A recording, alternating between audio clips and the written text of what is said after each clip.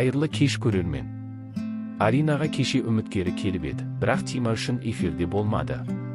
Бәрінде бір сұрақ: Тимамен бәрі аяқталды ма? Ал үміткермен ше? Ол сұраққа Арина осылай жауап берді: Тимамен бәрі бітті.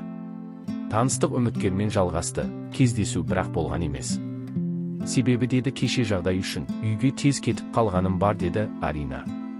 Үміткер болса кеше әлеуметтік желілерде Арина мен Тимаға жақсы тілектер жатқан болатын. Тима екеуі қайта қосылған екен деп түсінген екен. Арина болса соны көріп, бәр мән жайын айтып берді.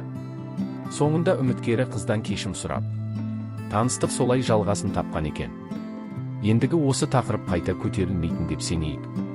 Және де Арина болса Тима мен желіге суретін жүктеп, осындай сөздер жазды: Мен сенсіз де өмір сүргенмін, сенен кейін де өмір сүремін деп. Ал пікірлер қандай екен? Арина: егер оның отбасы сізді қабылдамаса, неге оның жағына қарау керек? Өз өміріңді құр.